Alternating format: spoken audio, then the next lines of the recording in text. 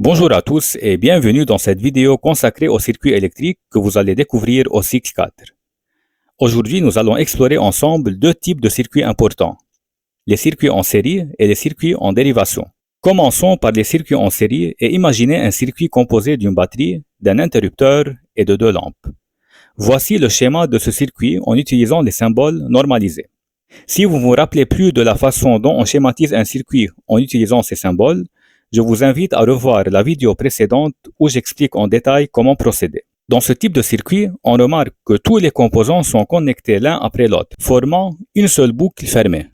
Mais qu'est-ce qu'une boucle? Une boucle, c'est simplement un chemin complet que peut suivre l'électricité à travers tous les composants du circuit, de la batterie à travers les lampes et de retour à la batterie. Dans ce schéma, vous pouvez voir la boucle unique du circuit, qui part de la borne positive de la batterie, passe par les lampes, traverse l'interrupteur et retourne à la borne négative de la batterie. C'est cette boucle unique qui caractérise un circuit en série. Si l'interrupteur est fermé, le courant électrique passe par les deux lampes, les allumant successivement. Mais attention, si une lampe est défectueuse ou éteinte, ou si l'interrupteur est ouvert, la boucle est interrompue et plus rien ne fonctionne. Passons maintenant au circuit en dérivation. Imaginons un circuit similaire avec une batterie, un interrupteur et deux lampes, mais cette fois-ci, les lampes sont connectées en dérivation. Cela signifie qu'elles sont branchées en parallèle l'une par rapport à l'autre. Voici le schéma de circuit en utilisant les symboles normalisés. On remarque qu'il y a ici deux boucles. Donc un circuit en dérivation est composé de plusieurs boucles et pas une seule comme dans le cas d'un circuit en série.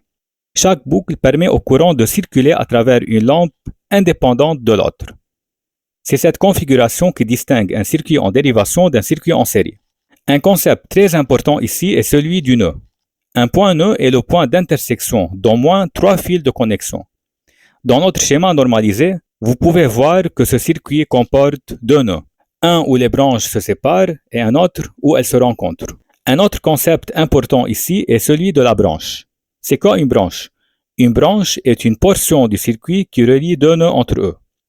Dans notre schéma, chaque lampe constitue une branche séparée du circuit, ce qui signifie que le courant peut emprunter plusieurs chemins pour retourner à la source. Cela explique pourquoi, dans un circuit en dérivation, si une lampe est éteinte, les autres peuvent continuer à fonctionner. Donc, dans notre circuit, il y a trois branches.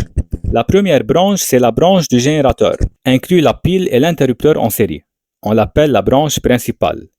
La deuxième branche inclut la première lampe et la troisième branche inclut la deuxième lampe. Donc chaque lampe est connectée directement aux bornes de la batterie et elle ne se trouve pas sur le même chemin électrique. C'est pour cela que si l'une des lampes est défectueuse ou éteinte, l'autre continuera de fonctionner car le courant peut toujours circuler à travers l'autre branche du circuit. Pour conclure, voici les points essentiels à savoir. Un circuit en série est composé d'une seule boucle, alors qu'un circuit en dérivation a plusieurs boucles. Dans un circuit en série, si un dipôle, comme une lampe, est éteint, les autres ne fonctionnent plus.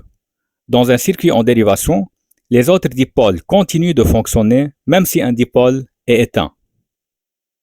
Un nœud est le point de rencontre d'au moins trois fils de connexion dans un circuit. Une branche est une portion du circuit qui relie deux nœuds entre eux.